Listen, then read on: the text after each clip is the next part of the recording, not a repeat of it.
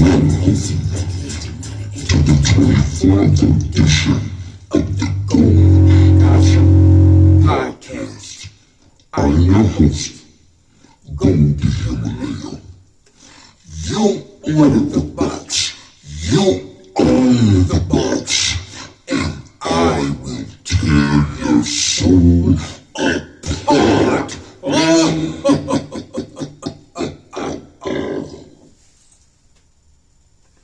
All right, folks. Welcome to the show. Let's get the party started. I'm going to just cue this up real quick so I can be ready for the next segment. All right. Well, guys, I had a birthday this month. I didn't do much. I stayed home and me and my babe shot a video. Video turned out good. It's in post-production. Still putting it together. Now, guys, hold up. Let me get my lead sheet. What did I do with it? Here it is. Okay, guys, let's get into some Goldie Gossip news. Now, it was reported a couple of days ago that Dr. Dre's daughter put up a GoFundMe because Dr. Dre had been taking care of her up until like last year. She's 38 years old and she has 4 kids. And she's currently working. She's doing Postmates or DoorDash or something like that. And she's staying in a rented car, and she has the kids staying with family members. And Dr. Dre cut her off, and he said that he wouldn't be cutting off no more cheese for her. I got mixed feelings about that. You know, I know how it is to be estranged with family members, but when you got $1 billion, dog, come on, man. I don't care how bad it is with me and my daughter. If she needed me, at least for basic food and rent, especially since she got 4 kids, I would personally help her.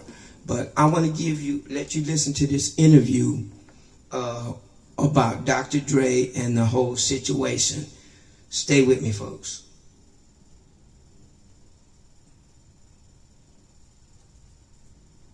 All right, hold on. Something's wrong.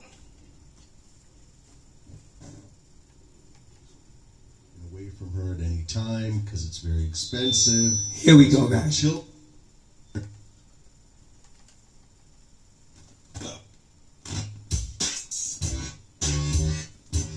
Morning, everybody. Let me go. What caused a family to drive over a cliff to their death? That's the question multiple agencies are investigating. Something. She is working. She has multiple jobs, according to her. She works in a warehouse. She delivers food for DoorDash and Uber Eats. However, she does not have enough money to pay for shelter in California, and everyone should know that California is a very expensive place to live. So the big thing that I'm seeing online, a lot of people are saying, well, she's 38 years old, who cares? It doesn't matter, that's on her. Dr. Dre's money is his own. He doesn't need to support her, blah, blah, blah, blah, blah. He worked hard for his money. She's 38 years old, blah, blah, blah, blah, blah, whatever. The other part about this is that supposedly, according to her at least, he stopped giving her any form of financial assistance sometime last year, sometime in 2020. And supposedly the reasoning behind that was he didn't appreciate something or the things that she was saying in the media about him. Now, she doesn't have any direct contact with her father.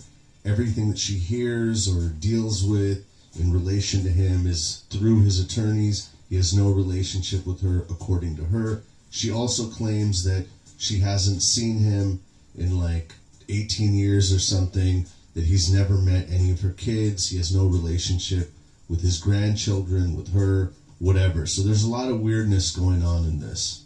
But back to people talking about how she's 38, he's not obligated. Of course he's not obligated. In general, a parent would not be obligated to help her in any way.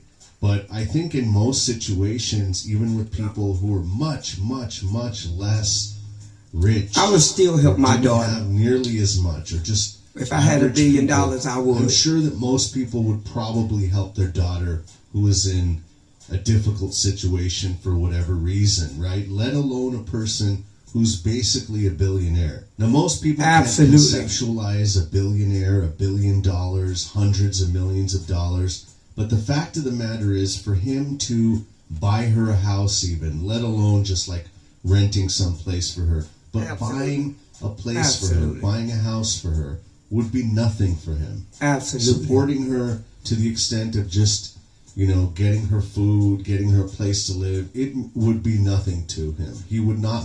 Absolutely. So that's all I got on that report.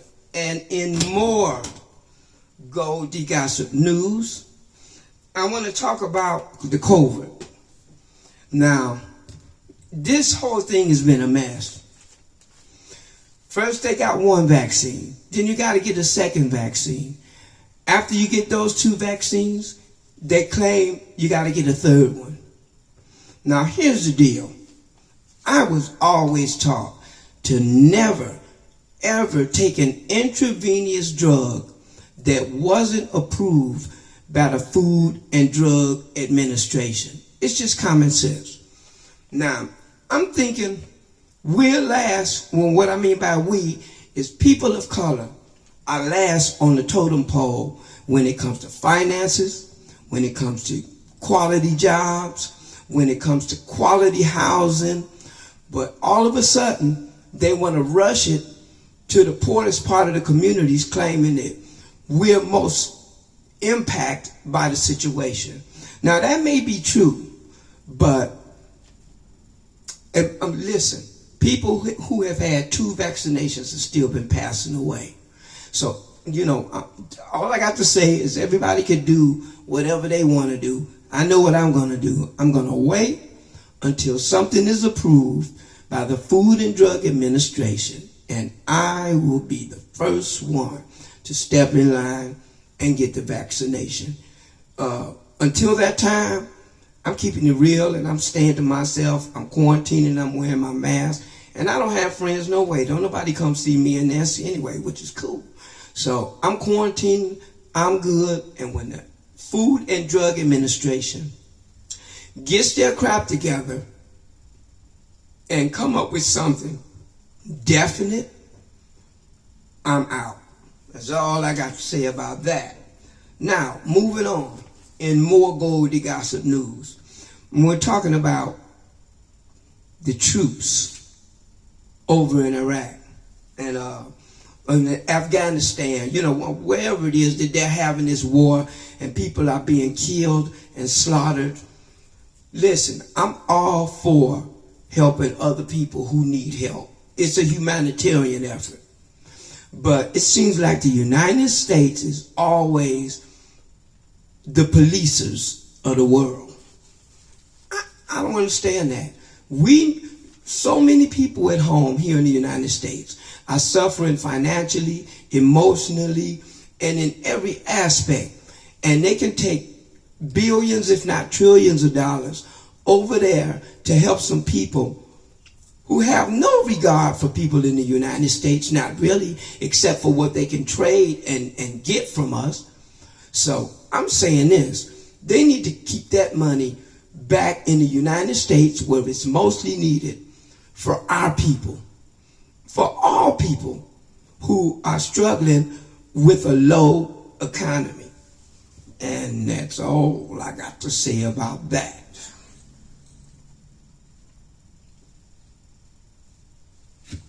Now, guys, I'm going to tell you one of my old Motown stories.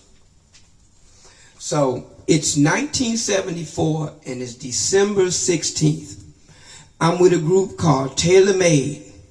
Now, one of the group members still around, his name is Marshall E. Allen. You may check him out on Facebook or Instagram or Twitter.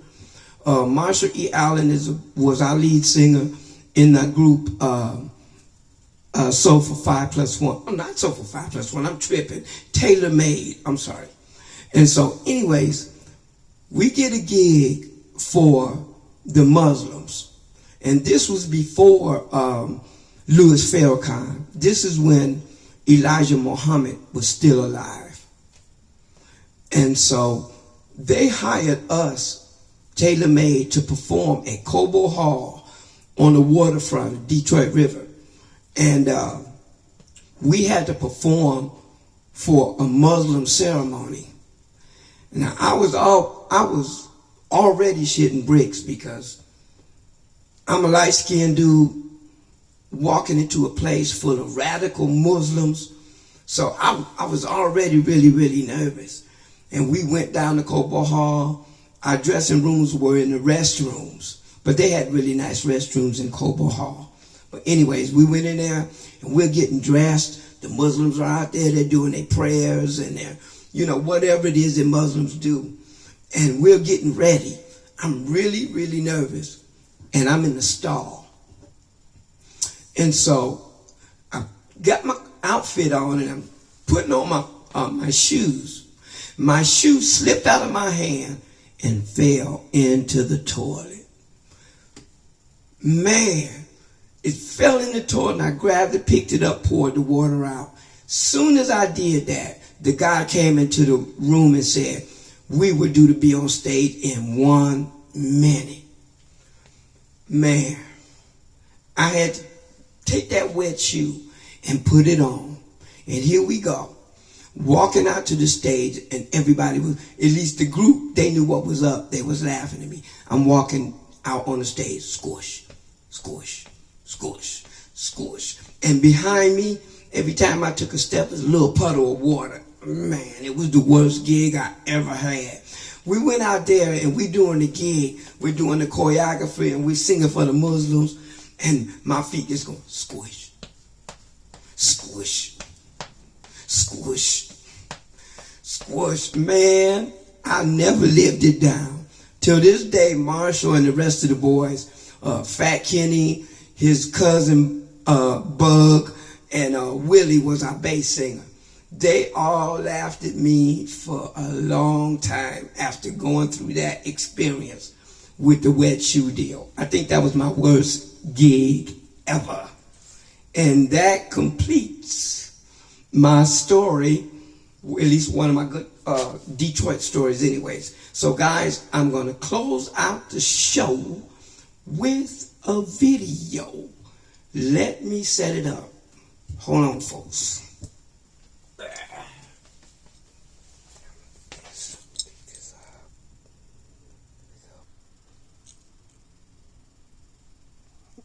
Here we go, guys.